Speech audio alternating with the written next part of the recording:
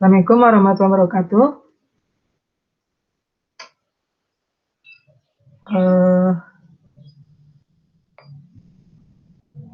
Ketemu lagi dalam perkuliahan metode penelitian. Untuk materi minggu ini, saya akan coba paparkan terkait tips and trick dalam menyusun proposal penelitian untuk tingkat sarjana atau untuk proposal skripsi.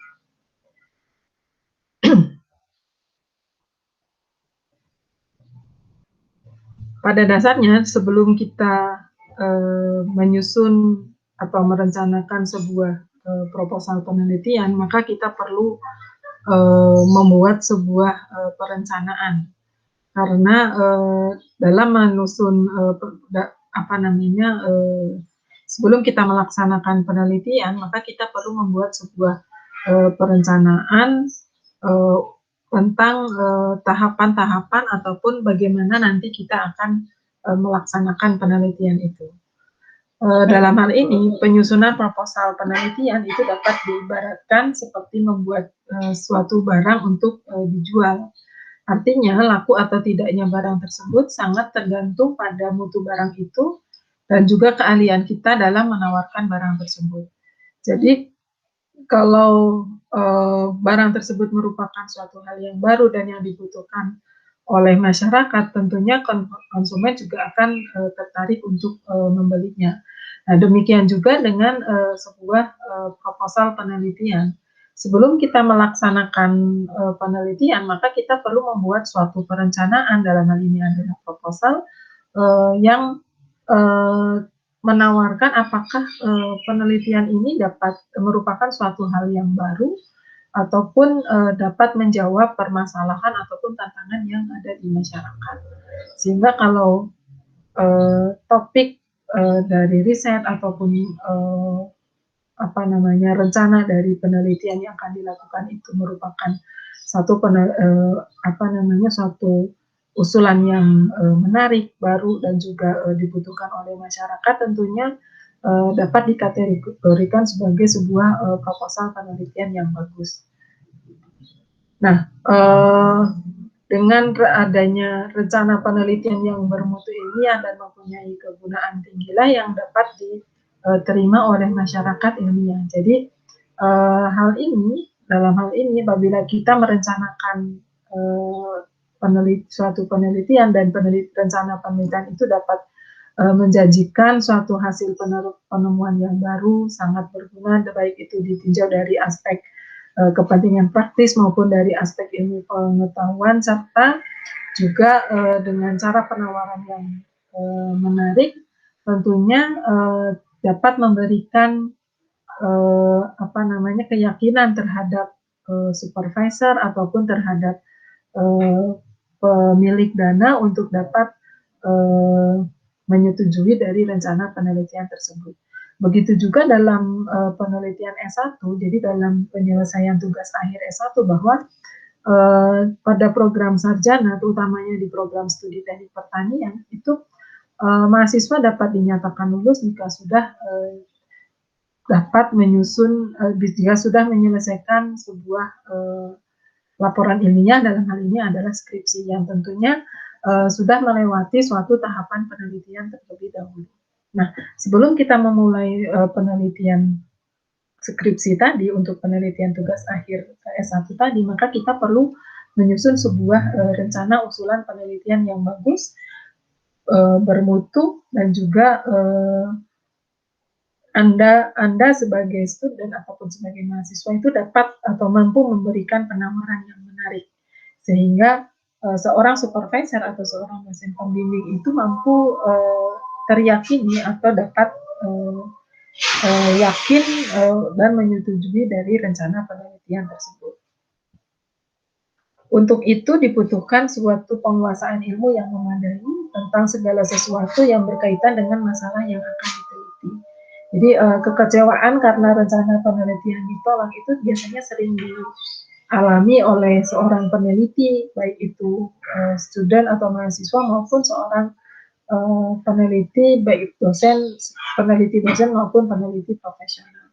Biasanya hal ini terjadi karena kesalahan dalam membuat rencana penelitian yang disusun secara terburu-buru dan juga tidak teliti.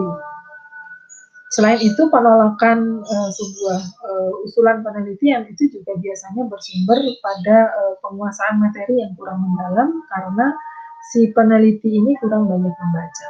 Jadi dalam hal ini yang perlu Anda tambahkan terkait dalam menyusun rencana proposal penelitian itu adalah pertama Anda harus banyak membaca literatur ataupun teori, mengkaji teori-teori yang terkait dengan rencana penelitian yang akan dilakukan. Itulah gunanya dalam kita menyusun sebuah tinjauan ataupun telaah pustaka. Di dalam sebuah proposal usulan penelitian itu biasanya selalu dilengkapi dengan telaah pustaka ataupun tinjauan pustaka. Nah, namanya juga telaah pustaka atau tinjauan pustaka, artinya di sini Anda tidak sekedar memindahkan tulisan dari buku ataupun dari jurnal ke dalam proposal Anda, namun juga telaah pustaka itu adalah merupakan hasil review Anda terhadap suatu teori ataupun suatu hasil riset yang mendukung rencana penelitian yang akan kita lakukan nanti. Jadi salah satu kesalahan dari mahasiswa adalah dalam menyusun usulan penelitian itu kebanyakan tinjauan pustaka itu sekedar memindahkan saja. Jadi dari buku mana dicomot langsung ditempelkan. Tidak dipahami betul-betul apa yang Anda masukkan di dalam pustaka tadi. Apakah berkaitan dengan rencana penelitiannya atau tidak. Nah, ini sering sekali ditemui di dalam draft usulan penelitian yang dibuat oleh mahasiswa.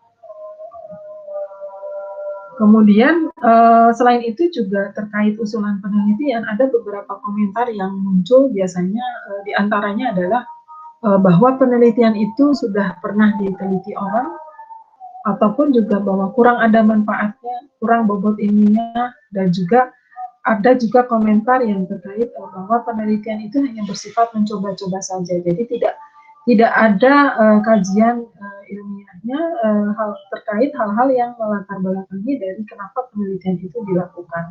Jadi hanya berkesan kita mencoba formula A atau perlakuan A, perlakuan B hanya untuk mendapatkan suatu kesimpulan tanpa memberikan dalil ataupun memberikan penekanan dari hasil review pustaka yang dilakukan terkait kenapa Anda menggunakan formula tersebut atau kenapa Anda menggunakan perlakuan yang dipilih tadi.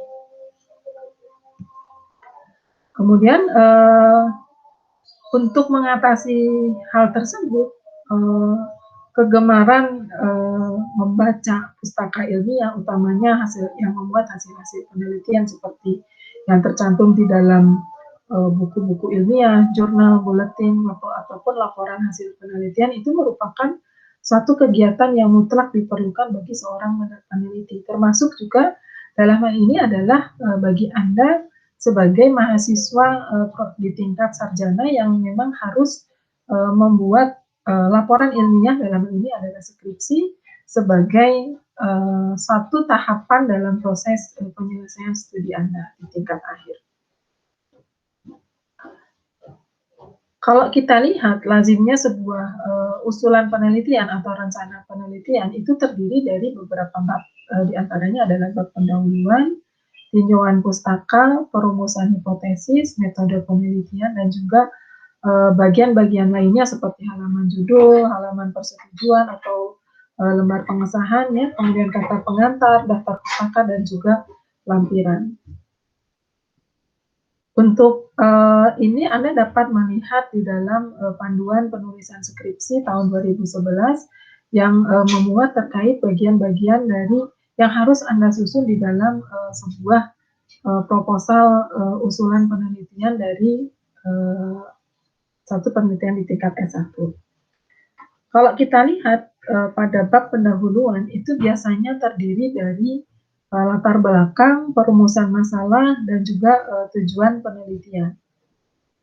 Dalam pendahuluan, prinsip singkat tapi jelas itu berlaku pada bab ini. Singkat di sini artinya bahwa kita tidak boleh menuliskan hal-hal yang sebenarnya tidak perlu.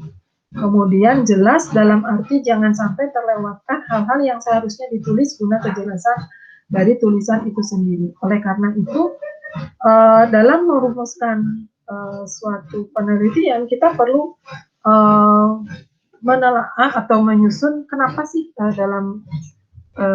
kenapa penelitian itu dilaksanakan, atau kemudian adalah hal-hal yang melatar belakangi kenapa penelitian itu dilakukan, kemudian problem statement yang kita formulasikan ataupun yang kita rumuskan untuk mengunci dari pernyataan sebuah tujuan penelitian. Jadi dalam suatu proposal penelitian yang dicantumkan di dalam bab pendahuluan atau bab 1, tujuan penelitian itu dia harus menjawab dari permasalahan ataupun tantangan yang terjadi yang dituliskan di dalam latar belakang penelitian. Jadi di sini urutannya adalah dalam latar belakang penelitian kita akan mengekspos ataupun menggali fenomena-fenomena ataupun informasi-informasi yang terkait kenapa penelitian itu dilakukan.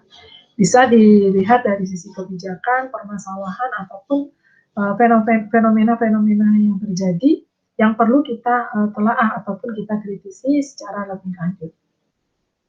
Baru kemudian setelah kita buat sebuah problem statement, kita nyatakan juga, kita rumuskan juga pernyataan dari suatu tujuan penelitian yang notabene-nya adalah menjawab dari permasalahan yang kita tuliskan tadi. Nah, dalam hal ini, yang disebut dengan formulasi permasalahan adalah bahwa suatu penelitian itu berpangkal dari suatu pertanyaan tentang suatu permasalahan yang muncul di benak peneliti karena ketidaktahuan mengenai suatu fenomena atau gejala. Contohnya di sini adalah apa yang menyebabkan meningkatnya kriminalitas atau kenakalan remaja misalnya. Nah, di sini ini adalah suatu pernyataan atau formulasi permasalahan. Kemudian ada juga mengapa produksi pertanian ini dapat juga menyebut atau dapat juga di sini disebutkan mengapa produksi komoditas tertentu yang mengapa produksi pertanian ataupun dalam ini adalah komoditas gula ya tidak mampu bersaing di pasaran dunia. Kemudian rumusan ataupun rumusan permasalahan ini tentunya harus sudah disinggung ataupun disiratkan di dalam latar belakang yang kita tuliskan sebelum kita merumuskan atau memformulasikan sebuah permasalahan penelitian. Nah, jawaban dari permasalahan penelitian ini dapat bersifat teknis, sosial, ataupun ekonomis yang tentunya nanti akan menjadi sebuah rumusan dalam tujuan penelitian. Untuk menggali munculnya atau untuk menggali munculnya pertanyaan-pertanyaan penelitian itu dapat bersumber dari berbagai macam sumber ya, misalnya dari pengamatan lapangan, kemudian dari bacaan baik itu dari buku ataupun sumber yang lain, misalnya dari artikel, kemudian dengan mengikuti forum pertemuan ilmiah misalnya. Kemudian stimuli penelitian di suatu institusi juga dapat berasal dari kebutuhan terkait pembuat kebijakan atau policy maker mengenai suatu permasalahan pembangunan yang dihadapi, misalnya terkait fenomena perubahan tata guna lahan dalam penyediaan pangan misalnya. Dan itu bisa menjadi suatu problem statement ataupun menjadi stimulan dalam menyusun sebuah pernyataan masalah atau problem statement tadi. Kemudian seorang peneliti yang memulai penelitiannya itu seringkali menyatakan bahwa permasalahan penelitian itu dengan mengemukakan judul penelitian. Ketika ditanya apa permasalahan penelitiannya, itu seringkali tidak dapat menyatakan permasalahan penelitian dengan jelas. Maksudnya di sini adalah seringkali karena kita terjebak dengan sebuah judul, maka kita menyusun problem statement atau rumusan permasalahan itu sebagaimana tertulis di dalam judul, padahal bisa jadi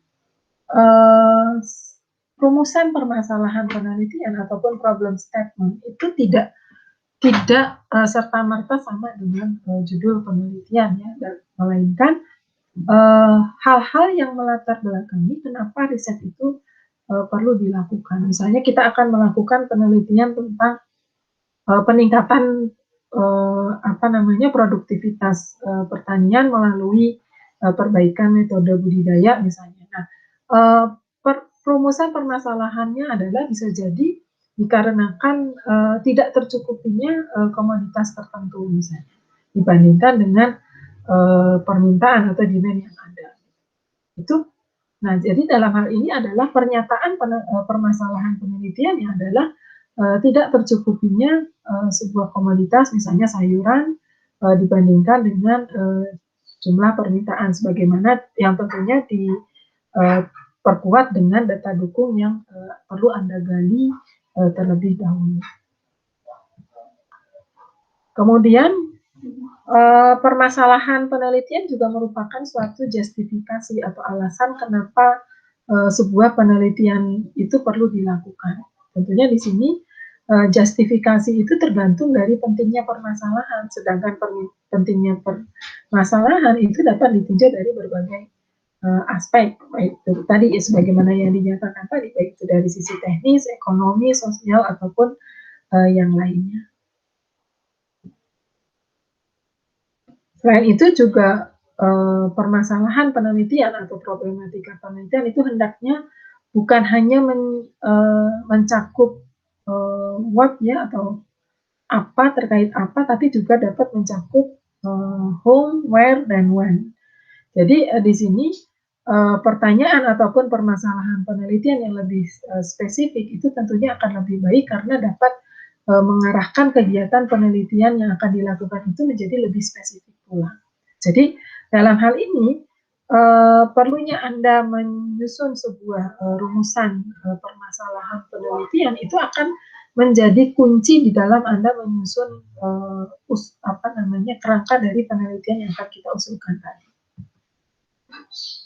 Nah, kenapa sering terjadi seringkali sulit dalam menentukan formulasi permasalahan penelitian itu umumnya terjadi karena kurangnya penguasaan permasalahan dalam bidang itu atau kurang dalam membaca literatur yang sudah ada, atau mungkin dalam hal ini juga dilatar belakangi dengan pengalaman yang belum cukup dalam bidang penelitian. Dan kesalahan-kesalahan itulah yang sering terjadi di tingkat sarjana, di mana pada tingkat sarjana pada dasarnya sebenarnya adalah Anda itu di sini belajar untuk meneliti. Jadi oleh karena itu di dalam tingkat sarjana itu kita cukup melihat suatu riset itu sebagai satu secara sederhana saja disederhanakan, tidak perlu multivariabel ataupun terlalu rumit misalnya, atau terlalu dengan berbagai metode yang ada, misalnya cukup dengan satu macam metode atau mampu menyelesaikan satu atau dua permasalahan penelitian itu sudah cukup, sehingga lebih simpel, karena pada dasarnya pada tingkat sarjana itu kita akan masih belajar melakukan penelitian. Kemudian di sini masalah penelitian itu juga dapat diperoleh dari teori yang sudah ada ya, atau berdasarkan eksperimental ataupun pengalaman yang sudah pernah dilakukan, atau dari lapangan melalui survei, pengumpulan data di lapangan setelah dianalisis dan diinterpretasikan. Tentunya dalam ini harus dikaitkan dengan teori. Jadi kalau datanya itu dari lapangan, maka bisa jadi itu Anda bisa menggali dari sumber-sumber berita yang ada, misalnya fenomena banjir, terjadinya banjir karena perubahan iklim misalnya. Kemudian atau fenomena permasalahan kekeringan atau kurangnya pasokan pangan atau ketersediaan pangan akibat dari kejadian banjir ataupun kekeringan. Nah, itu bisa menjadi sebuah problem statement atau permasalahan penelitian yang dapat memicu sebuah fokus riset. Misalnya tadi karena kurangnya kita akan meneliti tentang perbaikan teknik budidaya misalnya, atau peningkatan efisiensi dalam pengolahan pasca panen misalnya, itu dikaitkan dengan apa? Dikaitkan dengan masalah-masalah yang terjadi di lapangan. Nah, untuk itu Anda perlu terus menggali terkait teori yang ada atau eksperimen yang ada, ataupun juga menggali informasi-informasi yang disampaikan di luar terkait dari topik riset yang akan kita teliti nanti. Kemudian untuk memformulasikan permasalahan seringkali lebih mudah untuk berpikir perbedaan antara apa yang terjadi atau what is dan juga what should be atau apa yang seharusnya terjadi. Jadi di sini kita bisa kategorikan tadi, kita perlu melihat dari apa yang terjadi dan juga apa yang seharusnya terjadi. Jadi dengan kita menggali informasi ataupun menggunakan sistem thinking terkait tadi, kita perlu memikirkan apa sih yang terjadi, fenomena apa yang terjadi di lapangan, dan kemudian apa yang seharusnya terjadi. Misalnya tadi, yang terjadi di lapangan adalah ketidaktersediaan atau ketidakcukupan pangan, misalnya bahan pangan, kemudian yang harusnya terjadi adalah bahwa seharusnya surplus misalnya, atau seharusnya mencukupi. Itu adalah salah satu upaya untuk menggali atau memformulasikan permasalahan penelitian dalam sebuah usulan proposal penelitian. Kemudian permasalahan penelitian yang baik itu harus memenuhi beberapa syarat, diantaranya adalah relevan dengan waktu timbulnya permasalahan. Jadi dalam hal ini adalah jangan membuat satu pernyataan penelitian yang sudah kuno atau sudah sangat lampau, sudah lama terjadinya dibandingkan dengan waktu kini. Kemudian yang kedua adalah berhubungan dengan problematik praktis. Yang ketiga dapat mengisi research gap. Research gap itu adalah kekosongan riset yang perlu kita isi dalam penelitian nanti. Kemudian memungkinkan adanya generalisasi, memiliki ketajaman dalam definisi, pembatasan dari konsep-konsep yang utama ya. Dan yang terakhir adalah dapat memperbaiki metode penelitian dari peneliti. Sehingga dalam hal ini, dalam menyusun sebuah proposal penelitian, maka kita perlu membahas terkait tadi. Kita perlu mendeskripsikan bahwa permasalahan penelitian itu setidaknya memuat terhadap 6 hal tadi. Kemudian yang kedua adalah tujuan penelitian, di mana tujuan penelitian itu dinyatakan sebagai formulasi apa yang ingin diketahui atau ditentukan dalam melaksanakan penelitian. Tujuan penelitian ini dapat berbentuk sebuah pernyataan ya, misalnya dengan menggunakan kalimat untuk mengetahui bla bla bla atau untuk memperoleh bla bla bla.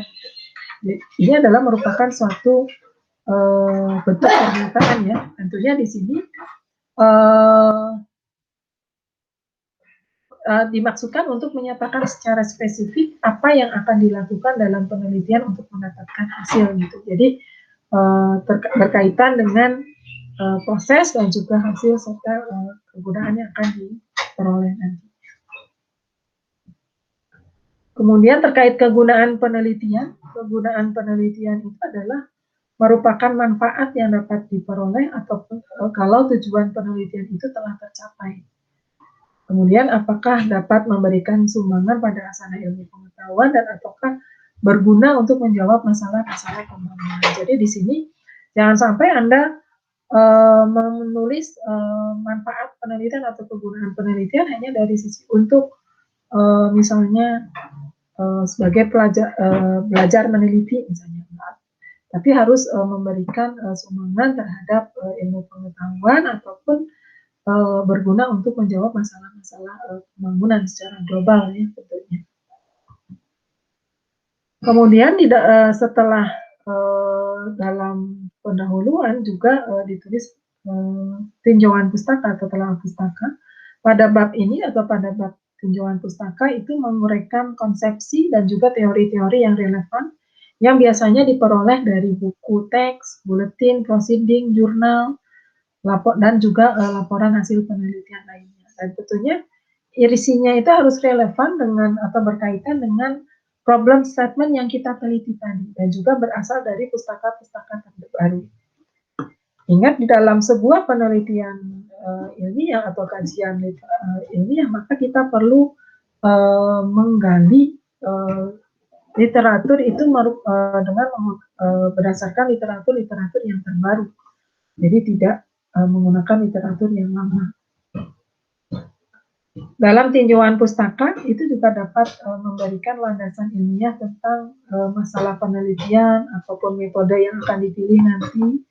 Kemudian memberikan landasan ilmiah bagi hipotesis yang akan dirumuskan nantinya.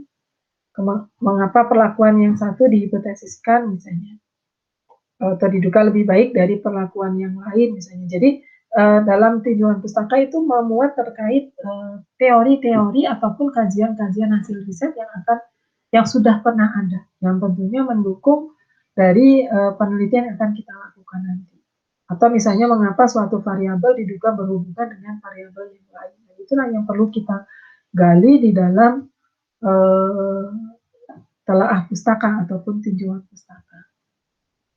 Kemudian yang berikutnya adalah hipotesis, di mana hipotesis itu adalah suatu perkiraan atau dugaan peneliti mengenai fakta-fakta yang diketahui atau jawaban sementara dari suatu gejala atau hubungan antara dua gejala empiris. Dalam hal ini adalah secara sederhana hipotesis itu adalah merupakan suatu jawaban sementara atau kesimpulan sementara yang berfungsi sebagai dasar penelitian atau pengamatan observasi dan juga sebagai alat bantu untuk memperoleh pengetahuan baru yang pada permulaannya belum dapat dipastikan kebenarannya. Dalam hal ini, hipotesis itu perlu didasari sebagai suatu landasan teori yang mantap sehingga dapat terhindar dari hubungan-hubungan yang palsu. Ya. Tentunya dalam ini teori dapat diangkat menjadi hipotesis atau teori tersebut diuji kembali secara empiris dalam suatu lingkungan tertentu. Setelah diuji, maka hipotesis tersebut dapat mendukung teori atau dapat menolak teori tersebut. Oleh karena itu, pada suatu hasil penelitian itu tidak perlu sesuai dengan hipotesis. Jadi tidak harus bahwa penelitian Anda itu harus sama gitu, hipotesisnya itu harus sesuai. Bisa jadi hipotesisnya itu nggak sesuai dengan hasil dari penelitian ataupun hasil telaah atau kajian yang kita teliti tadi. Tentunya di sini kalau misalnya tidak sesuai, maka di situ riset atau hasil riset kita itu dapat menolak dari teori yang sudah ada. Kemudian hipotesis juga dapat berupa dugaan ataupun pendapat sementara terhadap masalah penelitian yang kebenarannya harus dibuktikan melalui penelitian. Ingat bahwa tidak semua penelitian bertujuan untuk membuktikan kebenaran hipotesis, tapi untuk penelitian yang bersifat eksperimental, maka ini harus ada hipotesisnya. Jadi pada dasarnya kalau misalnya Anda membuat suatu usulan penelitian, untuk penelitian yang eksperimental, maka itu harus ada hipotesisnya. Harus ada pernyataan hipotesisnya. Namun untuk penelitian yang sifatnya non eksperimental, maka dapat tidak perlu menggunakan hipotesis. Tentunya dalam hal ini hipotesis itu bila dipandang perlu dapat dihilangkan atau tidak dituliskan, yaitu apabila dalam perumusan tujuan penelitian penulis itu sudah atau Anda sudah menyajikan dalam bentuk kalimat yang sangat jelas, dalam arti dalam memberikan petunjuk tentang pengujian hasil penelitian nanti. Jadi di sini hipotesis itu dinyatakan dalam suatu kalimat pernyataan, sedangkan tujuan penelitian dinyatakan dalam kalimat pertanyaan. Kemudian yang ketiga adalah terkait metode penelitian. Dalam menyusun metode penelitian, seorang peneliti itu perlu menjelaskan seluruh variabel yang digunakan dalam penelitian. Tentunya tidak hanya variabel bebas ataupun variabel terikat saja, namun juga variabel-variabel lain yang menentukan keberlakuan hasil penelitian tadi. Misalnya dalam bidang agrokompleks, identifikasi dan definisi variabel-variabel itu menjadi penting terutama bila penelitian itu nantinya dilaksanakan di lapangan atau bersifat intertemporer. Dalam metode penelitian itu biasanya berisi tempat dan waktu pelaksanaan penelitian, kemudian alat dan bahan yang digunakan. Metode penelitian dalam ini adalah mencakup rancangan penelitian atau rencana analisis datanya nanti seperti apa. Kemudian pelaksanaan penelitian itu sendiri, nanti prosedurnya itu diinformasikan secara terperinci dan juga lengkap. Kemudian juga berisi tentang pengamatan atau bagaimana cara mengamati atau mengumpulkan data, itu dijelaskan tentang secara prosedural dan juga cara pengamatannya nanti bagaimana cara Anda melakukan pengamatan kemudian dan kemudian hasilnya ini nanti atau hasil pengamatan itu dapat menunjang apa saja misalnya untuk analisis. Kemudian yang terakhir adalah memuat tentang analisis data dan interpretasinya seperti apa. Jadi di sini di dalam proposal penelitian sekali lagi bahwa untuk judul penelitian itu hendaknya sangat singkat, spesifik, namun jelas dan mampu memberikan gambaran mengenai penelitian yang akan dilakukan. Kemudian yang pendahuluan itu dilakukan untuk menjawab keingintahuan peneliti untuk mengungkapkan suatu gejala, konsep, dugaan, atau menerapkannya dalam suatu tujuan. Kemudian perumusan masalah tadi diuraikan secara atau dapat menjelaskan definisi, asumsi, lingkungan ataupun batasan penelitian dalam perumusan masalah. Kemudian tujuan penelitian ini dapat berguna misalnya untuk menjajaki, menguraikan, menerangkan, membuktikan, atau menerapkan suatu gejala atau konsep atau dugaan untuk membuat sebuah prototipe. Itu adalah pernyataan suatu tujuan penelitian. Kemudian manfaat itu adalah terkait kontribusi hasil penelitian nanti di dalam penemuan iptek, pengembangan teknologi, pemecahan masalah, dan juga pengembangan kelembagaan. Kemudian hasilnya dapat berupa ilmu pengetahuan, yang berupa deskripsi, sintesis, analisis misalnya, atau teknologi. Teknologi itu dalam bentuk hardware, software. Kemudian sifatnya itu dapat berupa problem solving, misalnya hasilnya adalah berupa model, metode, strategi, prosedur, ataupun juga dalam bentuk kelembagaan, misalnya tentang rancangan atau konsep institutional building misalnya. Dan selanjutnya terkait tinjauan pustaka, yang pertama adalah usahakan bahwa pustakanya itu baru, relevan, dan asli. Misalnya Anda mengkaji dari jurnal ilmiah yang terbaru misalnya. Kemudian uraikan dengan jelas kajian pustaka yang menimbulkan gagasan atau mendasari penelitian yang dilakukan. Ini jadi kembali ya, di dalam tinjauan pustaka itu tidak sekedar memindahkan tulisan di buku ke dalam proposal penelitian kita, namun Anda perlu baca lagi pustaka yang Anda peroleh, kemudian Anda review tadi. Tinjauan pustaka juga mampu menguraikan teori, temuan, bahan penelitian lain yang diperoleh dari acuan pustaka yang nantinya dapat dijadikan landasan untuk melakukan penelitian kita. Kemudian selain itu juga dalam tinjauan pustaka juga dapat digunakan untuk menyusun kerangka atau konsep yang akan digunakan dalam penelitian. Dan yang tidak kalah penting bahwa adalah dalam tinjauan pustaka itu mengacu pada daftar pustaka. Jadi kalau Anda menuliskan tinjauan pustaka, maka harus ada di dalam daftar pustakanya. Nah, metode penelitian ini dapat meliputi tadi variabel penelitian, model yang akan digunakan, rancangan penelitiannya nanti seperti apa, teknik pengumpulan datanya bagaimana, analisis datanya seperti apa, dan bagaimana cara menginterpretasikan atau menafsirkan hasilnya nanti seperti apa. Selanjutnya untuk penelitian yang kualitatif itu juga dapat di dalam menyusun metode penelitian pada penelitian kualitatif itu juga dapat menjelaskan pendekatan yang digunakan atau proses pengumpulan data dan informasi, analisis data dan informasinya, proses penafsiran dan juga penyimpulan hasil penelitian itu nantinya. Ini juga jadwal pelaksanaan penelitian. Ya. Kalau untuk skripsi saya rasa untuk jadwal pelaksanaannya cukup dinyatakan di awal ya untuk bersamaan dengan jadwal dan waktu pelaksanaan penelitian tadi. Dapat dalam bentuk narasi ataupun bar chart ya. Yang daftar pustaka ini tentunya mengacu pada pedoman tertentu atau gaya lingkung sitasi tertentu ya. Dan lampiran itu juga harus berhubungan dengan pembahasan. Ini terkait kriteria tadi penilaian. Barangkali itu saja untuk sebelum ditutup ada beberapa hal contoh terkait usulan penelitian yang dapat satu contoh terkait usulan proposal penelitian yang dapat Anda baca ya. Ini adalah contoh-contohnya.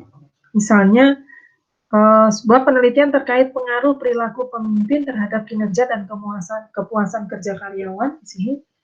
Studi kasus pada industri kecil kembang gula di Kota Madia-Malang misalnya.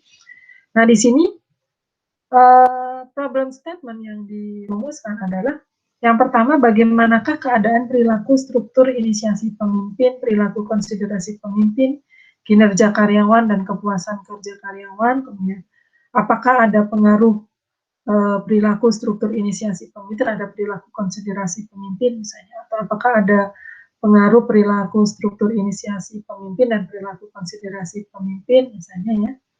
Itu contoh-contoh dari merumuskan masalah. Bisa dalam bentuk kalimat tanya ataupun dalam bentuk pernyataan. Kemudian tujuan di sini dibuat dalam sebuah pernyataan ya. Untuk mendeskripsikan keadaan perilaku struktur inisiasi pemimpin, perilaku konsiderasi pemimpin, kinerja karyawan, dan kepuasan kerja karyawan, misalnya contohnya di sini. Jadi di dalam tujuan penelitian itu umumnya berupa pernyataan atau kalimat pernyataan. Kemudian di dalam telaah pustaka yang dikaji pertama terkait perilaku pemimpin di beberapa tempat ya, dengan kinerja karyawan, motivasi, faktor-faktor yang mempengaruhi motivasi misalnya. Nah, kesemuanya ini kemudian nanti dirangkai di dalam sebuah proposal penelitian nantinya. Ini kerangka konsep penelitian nantinya. Atau istilah lainnya mungkin adalah kerangka berpikir ya, kalau dalam skripsi. Kemudian hipotesis itu adalah kesimpulan sementara tadi, kesimpulan sementara. Ini contoh proposal yang lain. Ini.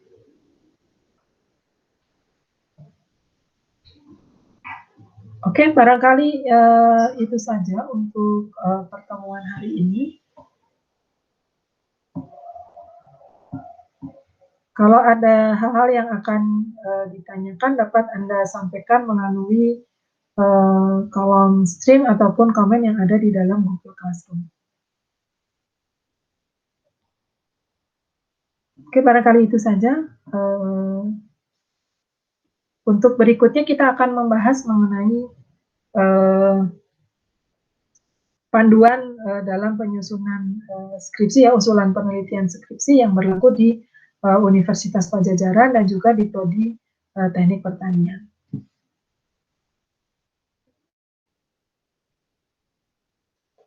Baik, saya cukupkan sekian untuk pertemuan hari ini. Assalamualaikum warahmatullahi wabarakatuh.